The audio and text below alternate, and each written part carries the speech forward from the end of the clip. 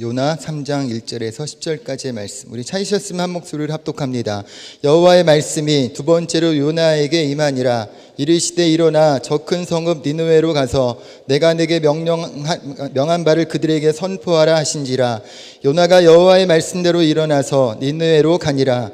니느웨는 사흘 동안 걸을 만큼 하나님 앞에 큰 성읍이더라.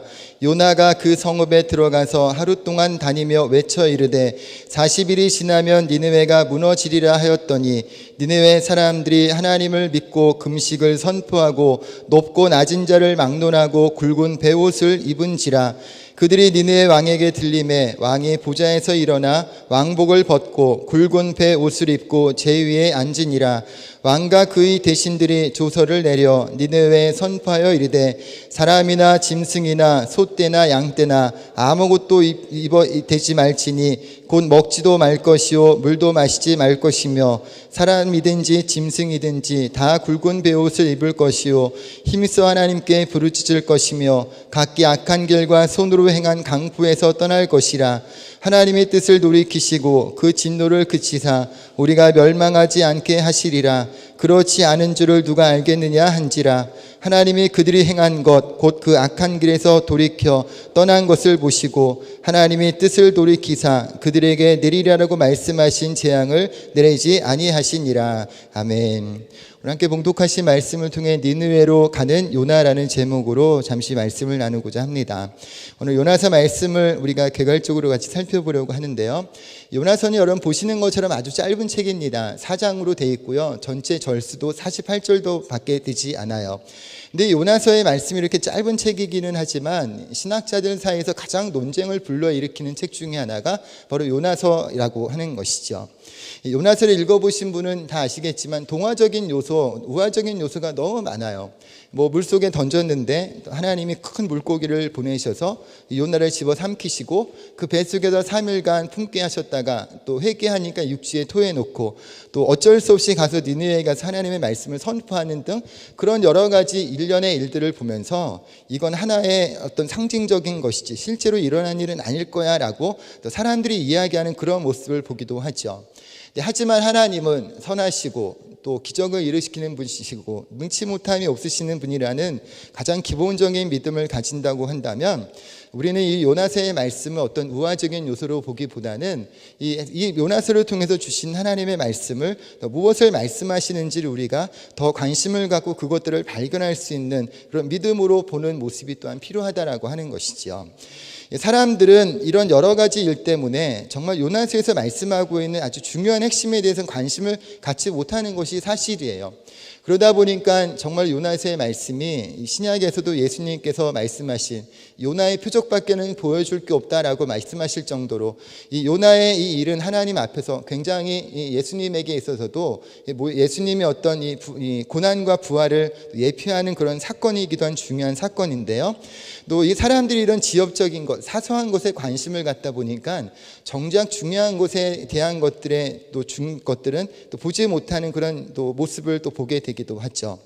이런 모습들을 보면서 그런 생각을 해요. 우리는 살면서 정말 중요하지 않은 것, 별 그렇게 크게 관심 갖지 않아도 되는 일들에 너무 많은 관심을 가져서 정말 중요한 일에는 관심을 갖지 못하고 또 중요한 것을 잃어버리는 잘못을 범할 때가 참 많이 있다고 하는 거죠. 신앙에 있어서도 정말 마찬가지인 것 같아요. 무엇이 정말 중요한 것인가 라고 하는 것들을 보고 그것들을 찾아갈 수 있는 그런 신앙의 경주를 해야 되는데 아주 사소한 문제 때문에 중요한 것을 잃어버리고 관계가 깨지고 또 중요한 것을 놓쳐버리는 그런 또 연약함을 보일 때가 참 많이 나타나죠. 여러분, 오늘 말씀을 통해서 요나서를 통해서 주신 하나님의 복음의 말씀, 우리에게 주신 하나님의 말씀이 무엇인지를 알 때 여러분 이 말씀을 알고 말씀에 순종함이 있고 말씀에 따라서 여러분 하나님 영광 나타내는 복된 삶이 되시기를 예수님의 이름으로 축원합니다. 첫 번째로 요나라고 하는 사람은 어떤 인물일까요? 요나 선지자의 요나서를 보면 요나라는 사람은 좀 약간 그 믿음이 세상 말로 좀 허접한 사람인 것 같아요. 하나님이 명령했는데 또 하나님 앞에서 그 명령이 듣기 싫어서 가라고 하는 반대쪽으로 가지를 않나. 또 뱃속 깊은 곳에 숨어가지고 잠자고 있다가 또 풍랑이 일어나니까 어쩔 수 없이 제비 뽑혀가지고 바닷속 깊은 곳에 던져지지를 않나. 또 한편으로는 또 하나님이 이 물속에서 이 물고기 뱃속에 3일 동안 있게 하시는데 거기서 어쩔 수 없이 회개를 하는 그런 모습을 보이고 니느웨로 가는데요. 니느웨에 가서도 하나님이 전하라고 하는 말씀을 다 전하는 게 아니라 회개하라고 하는 말씀까지 전해야 되는데 40일이 지나면 니느웨 성이 멸망할 거야 라고까지만 그렇게 말씀을 전하죠. 그러고 나서 하나님이 그 이야기를 보면 실제로 니느웨 백성들이 회개하는 모습을 보면서 또 이 요나는 하나님 앞에 화를 내요. 그것 보시라고 내가 그럴 줄 알고 안 하려고 그랬는데 하라 그래서 저 원수 같은 니느웨 사람들이 회개하고 살았다고 하면서 하나님 앞에 막 삿대질하며 대드는 그런 모습을 보이는 게 요나 선지자의 모습이죠. 그러니까 요나의 모습을 보면 오늘날 나의 신앙, 우리들의 신앙의 모습이 이런 것이 아닐까라고 하는 그런 생각을 참 많이 해보게 돼요. 근데 여러분, 근데 이 요나라고 하는 사람은요, 요나서의 자체에서만 보이는 것처럼 그렇게 믿음이 허접하거나 엉성한 사람이 아니었어요. 이 요나라고 하는 사람을 보기 위해서 어디서 볼 수 있냐면 요나서 1장 1절에 보면 이렇게 말씀하죠. 아미떼의 아들 요나라고 그렇게 말하는데 열왕기하 14장 25절에도 보면 이렇게 말씀해요. 그러나 그는 이스라엘의 국경을 하맛 어기로부터 아라바 바다까지 회복하였다.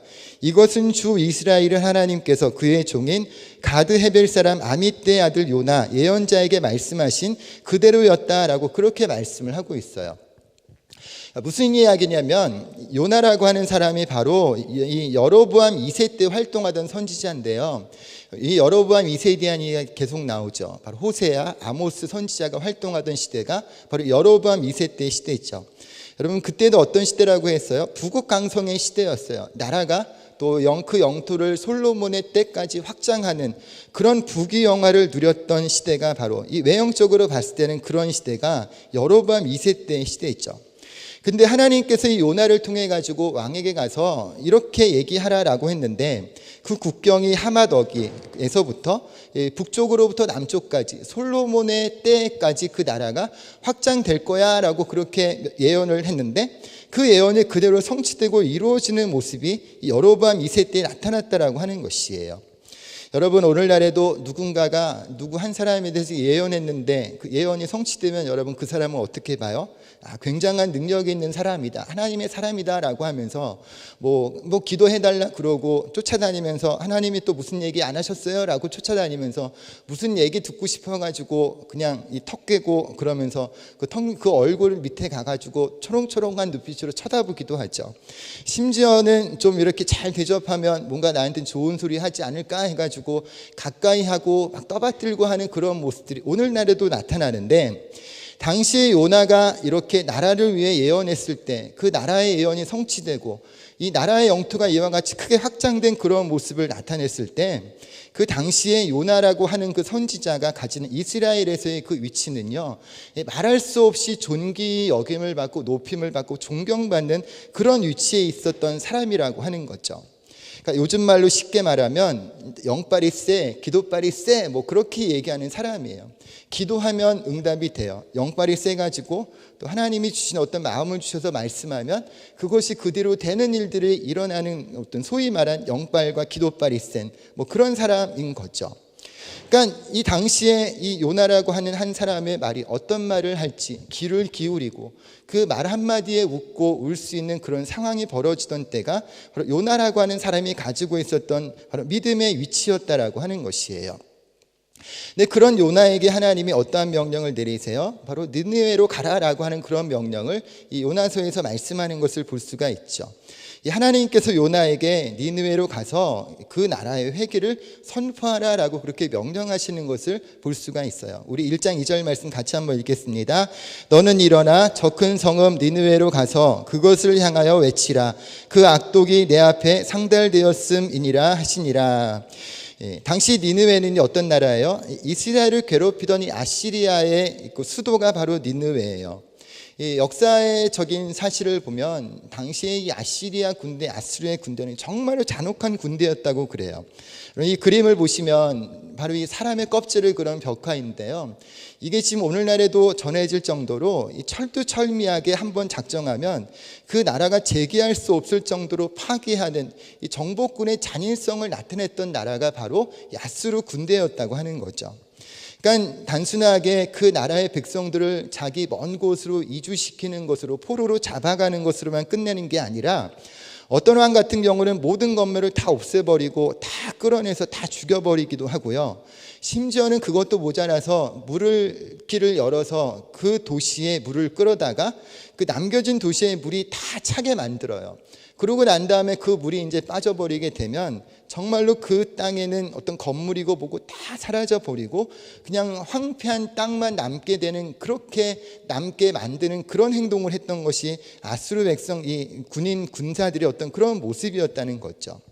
한번 작정하면 씨도 남기지 않고 말살시킬 정도로 어떤 잔혹성을 드러낸, 아주 이 두려움을 치를 떨도록 만든 민족이 바로 아수르 그 민족이었다고 하는 거예요. 근데 여러분, 그런 나라에게 하나님께서 어느 날 요나에게 말씀하시기를 그 민족에 가서, 그 아수르에 가서 심판을 선포하고 회개를 하라라고 하는 것들을 선포하라고 그렇게 말씀을 하고 있죠. 여러분, 오늘날로 말하면 정말로 우리도, 이 대한민국도 비슷한 아픔을 겪고 있잖아요. 일제시대에 가지고 있는 그 시대에 행했던 그런 악한 것들을 기억하면서 여전히 우리가 치유받지 못한 그런 아픔을 갖고 있고, 그들의 어떤 잔혹성을 생각하면 이 치를 떨게 만드는 그런 것들이 계속 떠오르게 만들죠. 일종의 그런 것처럼 아수르라고 하는 나라는 이스라엘에게 있어서 말할 수 없는 철천지 원수, 주변 나라에게 아주 끔찍하고 잔혹한 그런 민족이었다고 하는 것이에요. 그 나라에 가서 하나님께서 이렇게 말씀을 선포하며 회개를 선포하라고 말씀을 하시는데, 왜 하나님께서 당신 백성도 아닌 하나님을 알지 못하는 니느웨 백성에게 가서 이렇게 회개를 선포하라고 말씀을 하고 계실까요? 그 이유가 요나서 4장 11절 말씀에 나와요. 같이 한번 읽어볼게요. 하물며 이 큰 성읍 니느웨에는 좌우를 분별하지 못하는 자가 12만여 명이요 가축도 많이 있나니 내가 어찌 아끼지 아니하겠느냐 하시니라. 그러니까 옳고 그름을 분별하지 못하고 행하는 그런 사람들 12만 명이나 되는 사람이 이 니느웨에 있어서 그들이 그냥 멸망하고 죽임을 당할 것을 하나님이 그냥 두고 보실 수 없었다고 하는 것이죠. 그러니까 아무리 하나님을 섬기지 않는 이방인이라고 할지라도 그들에게 회개의 기회를 주기 위해서 이 요나라고 하는 사람을 들어서 니느웨에 가서 하나님의 심판과 회개를 선포하라고 그렇게 명령하고 계시는 거예요. 여러분, 하나님이 어떠한 분이세요? 약한 자라도 회개하면 돌이키시고 용서하시고 구원의 문을 열어주시는 분이 우리 하나님이시죠. 주님께서는 바로 이렇게 탕자의 비유처럼 하나님을 멀리 떠나 있는 백성들이 돌아오면 언제든지 환영하고 그 버선발로, 그 신발도 신지 않은 발로 먼 발치에서 뛰어가서 그 돌아오는 그 아들을 이 품으로 안으시는 분이 우리 하나님이시라고 하는 것이죠. 예수님이 이 땅에 인간의 몸으로 오셔서 십자가에 달려 죽으시고 그 십자가 안으로 우리에게 생명을 얻게 하신 이유도 바로 그런 이유 때문이라고 하는 것이에요. 우리가 잘 알고 있는 말씀인데요, 요한복음 3장 16절 17절 말씀 같이 한번 읽을게요. 하나님이 세상을 이처럼 사랑하사 독생자를 주셨으니 이는 그를 믿는 자마다 멸망하지 않고 영생을 얻게 하려 하심이라. 하나님이 그 아들을 세상에 보내신 것은 세상을 심판하려 하심이 아니요 그로 말미암아 세상의 구원을 받게 하려 하심이라. 아멘. 여러분, 믿으십니까? 주님이 이 땅에 오신 이유는 바로 우리를 심판하시기 위함이 아니라 우리에게 생명을 주시기 오셨다고 이렇게 말씀을 하고 있어요. 그래서 성경에서 보면 누구든지 예수의 이름을 부르는 자는 구원을 얻는다고 말씀을 하고요, 예수 그리스도의 그 십자가 은혜로 바로 죄사함을 받은 우리들이 하나님의 자녀가 되는 권세를 얻게 되었음을 성경에서는 이미 우리에게 약속하고 말씀을 하고 있습니다. 여러분, 이런 주님의 십자가 은혜 사랑, 지금 복음의 확신, 나는 십자가의 은혜로 주님 자녀가 되었다고 하는 이런 분명한 믿음의 정체성을 가지고 승리하는 믿음의 사람들이 더욱더 되시기를 예수님의 이름으로 축원합니다. 근데 이런 하나님의 자녀됨, 하나님의 백성됨의 그 특권은요, 우리만 누리는 것이 아니라 하나님 자녀에게 또 주시는 하나님의 명령이 있어요. 그건 뭐냐면 이 세상의 모든 사람들에게 받은 바 구원의 은혜, 십자가의 은혜, 십자가의 사랑과 그 복음을 전할 것을 또 하나님 성경에서는 우리에게 명령하고 말씀을 하고 있죠. 마가복음 16장 15절 말씀 같이 한번 읽습니다. 또 이르시되 너희는 온 천하에 다니며 만민에게 복음을 전파하라. 사도행전 1장 8절이요. 오직 성령이 너희에게 임하시면 너희가 권능을 받고 예루살렘과 온 유대와 사마리아와 땅끝까지 이르러 내 증인이 되리라 하시니라. 아멘.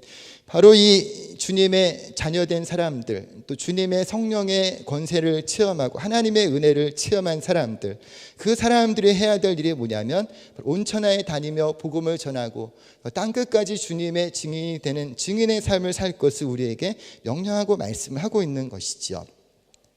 여러분, 예수 믿는 우리들 한 사람 한 사람이 이처럼 우리에게 주신 삶의 자리에서 이런 예수님의 구원의 은혜와 명령을 나타내고 복음을 전하는 삶을 살아가는 것은 모든 하나님의 백성과 자녀들이 해야 될 또 주님의 명령이고 의무임을 성경에서는 말씀을 하고 있는 것이죠. 하나님이 요나에게 느네웨라고 가라고 말씀하시는 것은 바로 이와 같은 의미예요. 바로 하나님의 구원의 소식을 바로 믿지 않는 사람들에게, 그들이 원수라고 할지라도 그들에게 가서 하나님의 구원의 복된 소식을 전해라라고 그렇게 명령하고 있는 것이죠. 근데 여러분, 오늘 성경의 말씀에 보면 근데 요나가 어떻게 반응을 하고 있어요? 우리 1장 3절 말씀 같이 한번 읽겠습니다. 그러나 요나가 여호와의 얼굴을 피하려고 일어나 다시스로 도망하려 하여 욥바로 내려갔더니 마침 다시스로 가는 배를 만난지라. 여호와의 얼굴을 피하여 그들과 함께 다시스로 가려고 배 싹술 주고 배에 올랐더라. 아멘.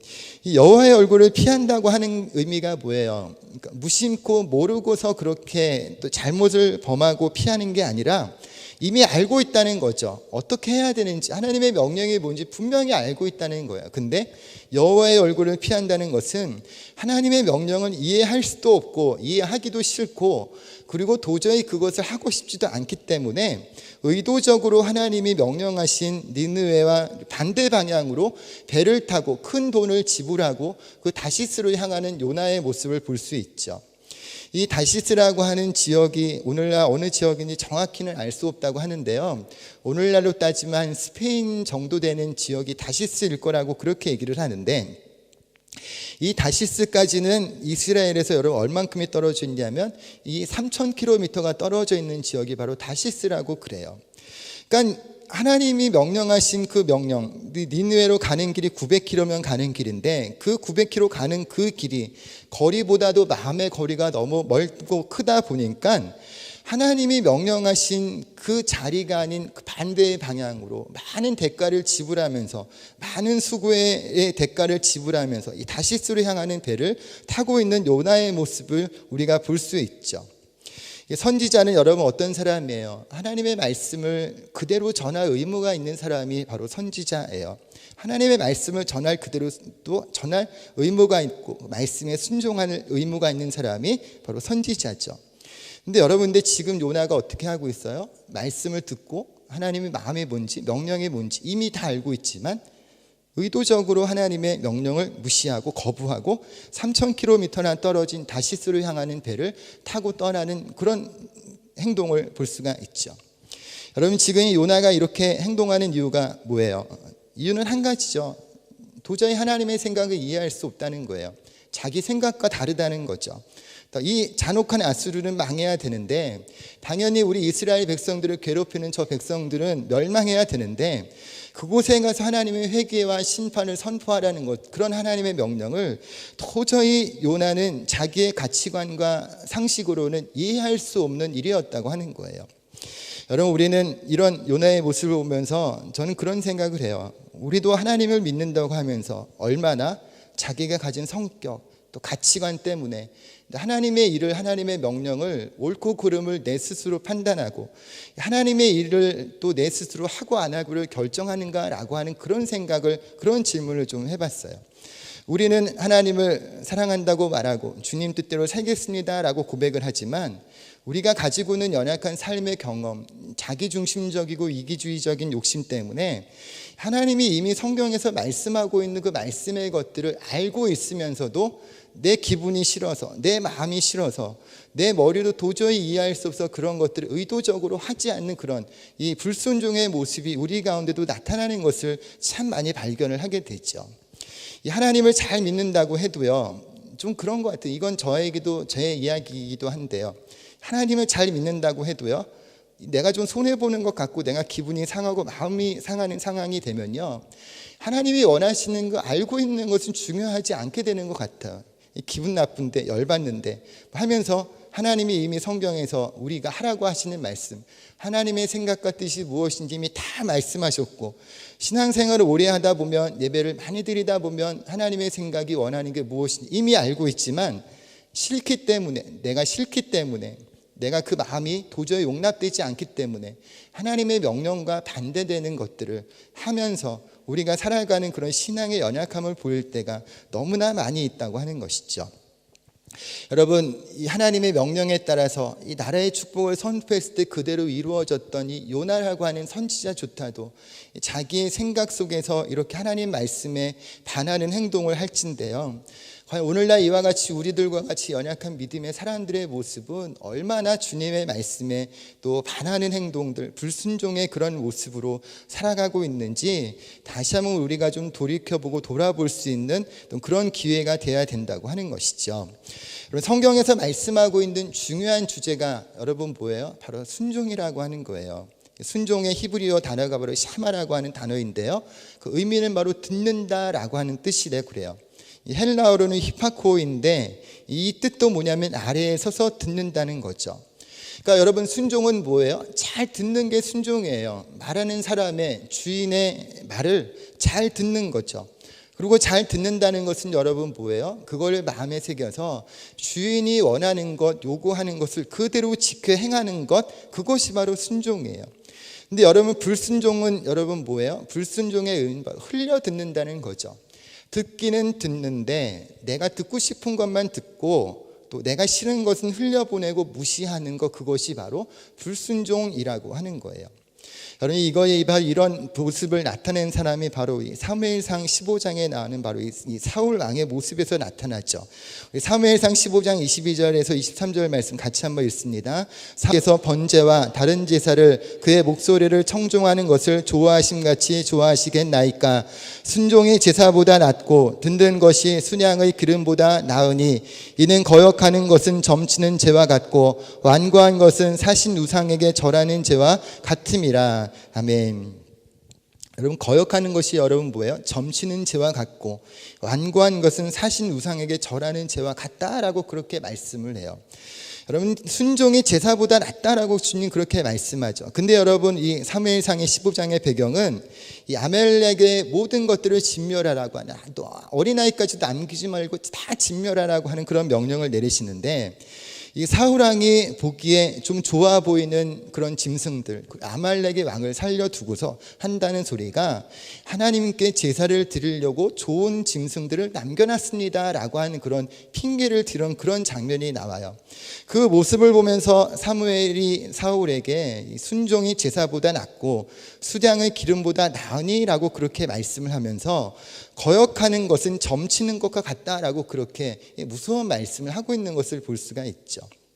여러분, 우리의 순종이 과연 얼마만큼 주님의 말씀에 온전히 순종을 듣고 그 말씀대로 살아가고 있는지 우리가 좀 생각해 볼 필요가 있는 것 같아요. 저도 마찬가지지만 대부분의 사람들의 순종은요, 자기가 하고 싶은 것만큼만 하고서 순종했다고 그래요. 자기가 할 수 있는 것만큼만 하고서 하나님 앞에 대가를 요구를 해요.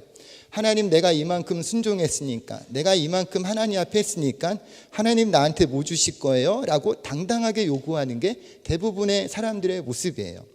그래 놓고 내가 이만큼 하나님 앞에 순종했고 이만큼 내가 하나님의 말씀에 따랐는데 왜 나한테 돌려주는 게 아무것도 없어요? 라고 하면서 또 하나님과 어떤 거래를 하는 그런 이 거래를 하는 신앙의 모습을 나타낼 때도 참 많이 있죠.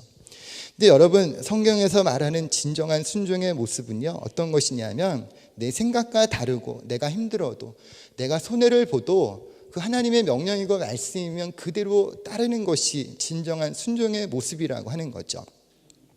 순종의 이 어려운 이유는 바로 그런 것 때문이에요. 우리는 순종하면 어떤 대가가 따라서 우리의 삶에 좋은 것도 있고 하나님 축복하시고 형통할 것이라고 생각하기 쉬운데요.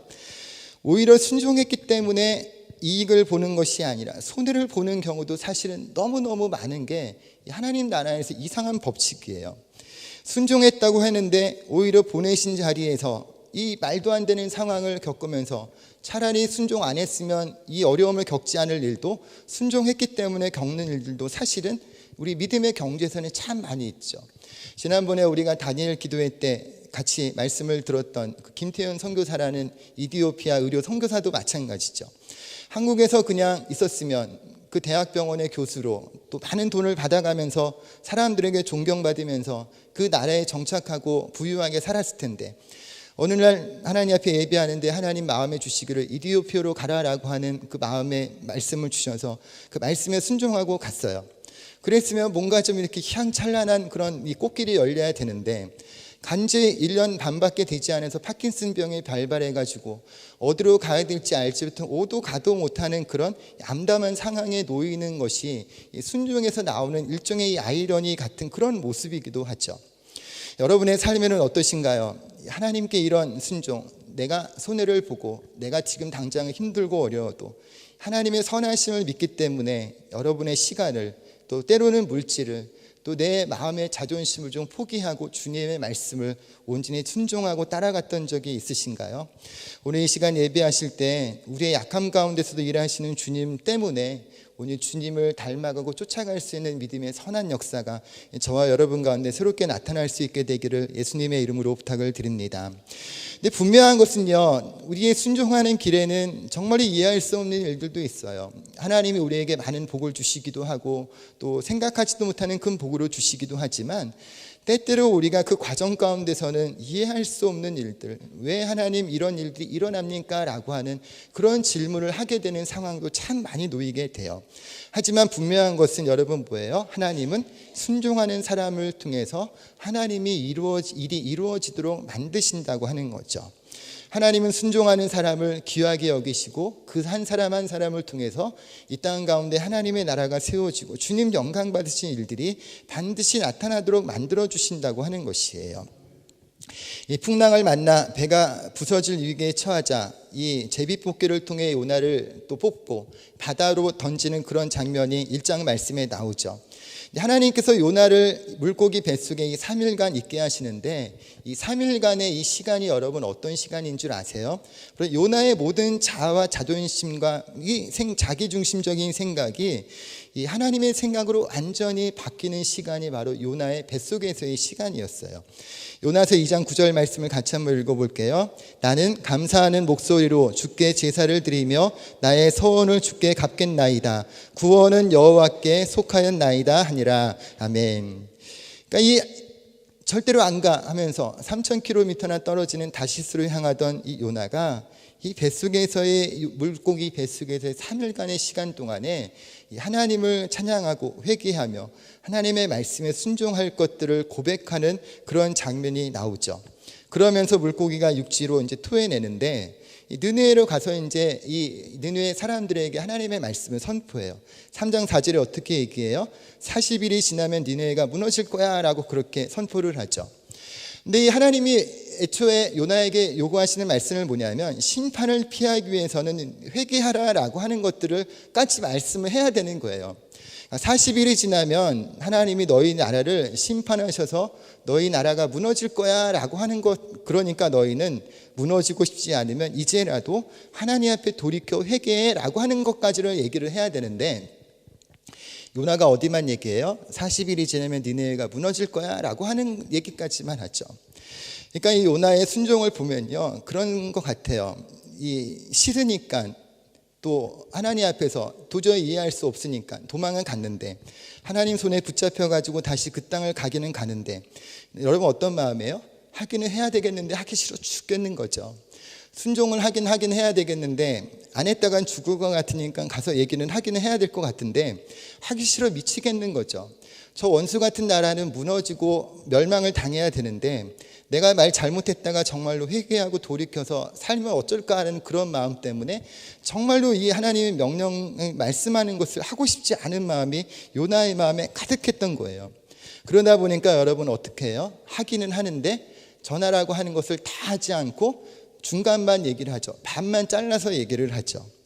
여러분 우리 마음도 좀 그럴 때가 있지 않으세요? 하긴 해야 되는데 안 할 것 같으면 하나님 혼날 것 같고, 안 할 것 같으면 뭔가 이렇게 좀 마음이 찝찝해서 하기는 해야 되는데 어쩔 수 없이 해야 되는 그런 마음이 있을 때가 있죠.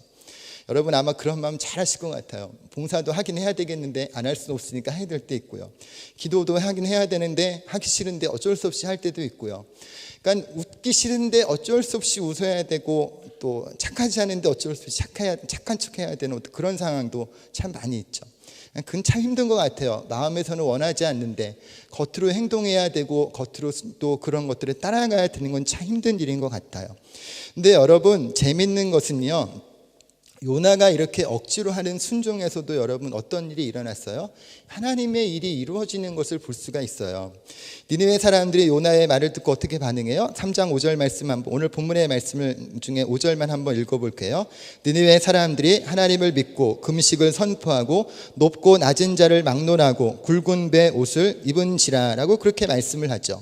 그리고 오늘 10절에서는 여러분 어떻게 본문 말씀에서 읽었어요? 이렇게 말씀하죠. 하나님이 그들이 행한 것 곧 그 악한 길에서 돌이켜 떠난 것을 보시고 하나님의 뜻을 돌이키사 그들에게 내리라고 말씀하신 재앙을 내리지 아니하시니라 라고 그렇게 말씀을 해요. 억지로 하는 순종에도, 다 하지 않고 반만 하는 순종에도 하나님께서 그 이야기를 듣고 순종하게 해서 회개하게 하는 그런 은혜가 그 니느웨 백성들 가운데 나타나는 것을 볼 수가 있다라고 하는 것이죠. 여러분 이왕 하는 것 우리가 즐거움으로 온전한 순종함으로 나아가는 게 사실은 제일 좋죠. 하지만 하나님은 우리가 억지로 하는 순종에도 하나님 일하시는 것을 볼 수가 있어요. 순종하는 자리, 그 자리가 힘들고 정말로 죽기까지 고통스럽지만 하나님의 선하심을 믿고 또 하나님께서 이 일을 통해서 일하실 것을 믿고 나아가는 그 자리에는 하나님께서 우리가 알지 못하는 크고 놀라운 일들을 반드시 베푸시고 열어주시고 만들어주신다고 하는 것이죠. 여러분 순종하는 게 힘드실 거예요. 저도 마찬가지고요. 불평불만도 막 올라오기도 하고요. 때로는 우리가 봉사하고 때로는 우리가 하나님 앞에 헌금을 드리고 시간을 드리고 하는 모든 것들이 마음으로는 때로는 부대껴서 하기 싫고 억지로 해야 될 때도 있는 것 같아요. 하지만 그럼에도 불구하고 하나님은 우리가 억지로 하는 순종에도 주님의 선하신 손길로 반드시 선한 일이 이루어지도록 만들어주신다고 하는 것이죠. 여러분 예수님의 십자가 사건도 마찬가지예요. 예수님 십자가 지실 때 여러분 룰루랄라 신난다 하면서 지셨을 것 같아요. 예수님의 십자가의 순종도 너무너무 힘드신 순종이에요. 그래서 여러분 이 성경에 보면 겟세마네 동산에서 예수님 기도하실 때 어떻게 기도해요? 이 잔을 내게서 지나가게 하옵소서라고 그렇게 기도를 하죠. 그러니까 이 순종의 자리가 너무 힘드니까 예수님조차도 할 수만 있거든 이 고난의 잔, 이 십자가의 잔을 내게서 좀 지나가게 해 주십시오라고 그렇게 하나님께 기도를 해요. 그러니까 순종이라는 것은 솔직히 이런 마음으로 하는 게 순종이죠. 근데 하지만 빌립보서 2장 5절에서 11절까지 예수님이 이렇게 십자가에 죽기까지 순종하셨을 때 일어났던 일들을 말씀을 하고 있어요. 같이 한번 읽어볼게요. 너희 안에 이 마음을 품으라. 곧 그리스도 예수의 마음이니 그는 근본 하나님의 본체시나 하나님과 동등됨을 취할 것으로 여기지 아니하시고 오히려 자기를 비워 종의 형체를 가지사 사람들과 같이 되셨고 사람의 모양으로 나타나사 자기를 낮추시고 죽기까지 복종하셨으니 곧 십자가의 죽으심이라. 이러므로 하나님이 그를 지극히 높여 모든 이름 위에 뛰어난 이름을 주사 하늘에 있는 자들과 땅에 있는 자들과 땅 아래에 있는 자들로 모든 무릎을 예수의 이름에 꿇게 하시고 모든 입으로 예수 그리스도를 주라 시인하여 하나님 아버지께 영광을 돌리게 하셨느니라. 아멘. 여러분 이처럼 예수님이 죽기까지 순종하심을 통해서 모든 사람들이 바로 예수의 구원의 은혜를 체험하고 또 하나님 앞에 영광을 올려드리는 그런 은혜를 나타나게 하시는 것을 볼 수가 있죠. 여러분 오늘 이 요나의 이런 여러 가지의 모습을 보면서 이 땅끝까지 복음을 전해서 많은 영혼을 구원하시고자 하는 주님의 마음을 다시 한번 발견하고 우리도 그런 마음을 얻는 시간 되시기를 예수님의 이름으로 축원합니다. 그리고 그런 마음을 통해서 우리가 가는 곳마다 주의 복음을 전하고요. 특별히 또 우리가 주님의 말씀에 온전히 순종함의 은혜를 통해서 우리가 섬기는 교회, 또 우리가 살아가고 있는 모든 삶의 영역에서 하나님의 은혜와 또 하나님의 영광이 가득 나타날 수 있는 축복의 역사가 저와 여러분 삶에 더욱더 가득할 수 있게 되시기를 예수님의 이름으로 부탁을 드립니다. 저는 우리 교회가 주일에 예배를 지키고 또 이 교회가 예배가 온전하게 잘 드려질 수 있도록 그렇게 수고하는 그런 모든 것도 정말 순종함의 한 모습이라고 생각이 돼요. 잘 아시는 것처럼 각자가 여러 가지 모습에서 또 순종함을 통해서 맡은 일들을 또 때로는 힘들지만 또 그럼에도 불구하고 애를 쓰면서 감당하고 있는 것들을 볼 수가 있고요. 또 우리 청년, 또 우리 어린 아이, 교학교, 또 우리 자녀들이 이렇게 또 불평하지 않고 즐거운 마음으로 또 여러 가지 것들을 맡아주고 있는 것도 참 감사하고 고마운 일들이죠. 잘 아시는 것처럼 우리가 성경 공부하는 시간에 우리 교회 나온 지 얼마 되지 않은 수환자매 또 아이들 한글을 가르쳐 주면서 어른들 성경 공부 편안하게 할 수 있도록 도와주고 있고요. 또 반주가 비니까 우리 정수가 주중에 또 공부하면서 또 악보를 가지고 미리 연습하면서 예배가 잘 진행될 수 있도록 그렇게 돕는 그런 모습도 보이죠. 우리 찬양팀도 그렇고 여선교회도 그렇고 모든 분들이 그런 모습으로 하나님 앞에 그렇게 드리고 있는 모습을 보면 우리 아이들 얼마나 고맙고 감사하고 마음이 대견하고 뿌듯한 마음이 드는지 또 참 정말로 이뻐 보이는 생각이 너무 좀 가득해요. 여러분, 우리 교회가 더욱더 이런 주님의 말씀의 순종함을 통해 먼저는 성도 서로 간에 또 그리스도의 십자가 사랑으로 가득한 교회가 되고 또 주님 우리에게 섬기라고 말씀하신 교회를 더욱더 기쁨으로 섬길 때 우리의 섬김과 순종 때문에 교회가 더욱더 풍성해지고 더불어 우리가 주님 나라 안에서 주님의 풍성한 은혜를 얻게 되는 믿음의 경주 축복의 사람들이 더욱더 되시기를 예수님의 이름으로 축원합니다. 오늘은 대강정 4번째 주일이죠. 성탄절 전에 예수님 오시기 전에 4주간의 기간이 대강절이라고 하는데 오늘은 우리가 다시 한번 이 주님의 십자가의 순종함을 좀 다시 한번 생각해 보면서요. 나는 얼만큼 주님의 말씀에 순복함이 있는가? 나는 나 자존심, 내 성격, 그리고 내 성품, 내가 가지고 있는 아직 변화되지 못한 모습 때문에 또 이렇게 요나와 같은 모습으로 주님의 일과 반대되는 모습이 있지는 않은지 또 특별히 오늘 이 시간 우리가 기도할 때 억지로라도 우리가 주님의 말씀에 순복하고 순종함으로 나아갈 때 우리의 순종함을 통해 주님의 영광이 가득 채워질 수 있도록 기도하실 때 그런 은혜가 저와 여러분 가운데 가득하게 되시기를 예수님의 이름으로 축원합니다. 우리 잠시 한번 기도합니다. 좋으신 하나님, 주님 전에 나와서 우리가 함께 예배하며 기도할 수 있는 시간과 은혜를 주심을 감사합니다. 주님의 성령이 우리 가운데 임하시는 귀한 시간이 되게 하여 주옵소서. 십자가의 은혜가 우리 가운데 가득해서 이 땅 가운데 정말 하나님 영광을 나타내는 믿음의 삶, 믿음의 경주를 더욱더 힘있게 하며 살아갈 수 있도록 주님 도와 주옵소서. 하나님 요나 선지자가 자기의 생각과 자기의 여러 가지 가치관과 다른 그런 하나님의 명령을 들으면서 하나님 앞에 온전한 순복함으로 나아가지 못하는 연약함이 있었지만 그럼에도 불구하고 그가 회개하고 억지로 하는 순종이라도 주님 앞에 순종했을 때 정말 하나님의 계획하신 일들이 또 이루어짐을 우리가 다시 한번 살펴봅니다. 우리 이 시간에 주님께서 우리의 마음을 또 살펴보게 하여 주실 때 우리가 주님 앞에 얼만큼 순복함으로 나아가는지 다시 한번 돌이켜보게 하여 주시고 우리도 하나님의 말씀 온전히 순복함으로 나아갈 때 힘들더라도 억지로 하는 순종이라도 주의 말씀에 순복하고 나아갈 때 우리를 통한 하나님의 모든 계획 같듯이 온전하게 펼쳐지고 이루어지는 믿음의 역사가 더 가득 채워질 수 있도록 주님 도와 주옵소서. 특별히 오늘 이 시간 우리가 크고 작은 여러 가지 기도의 제목을 가지고 간구하며 나가기를 원합니다.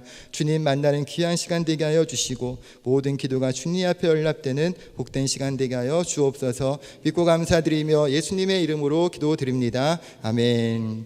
우리 하나님의 사랑을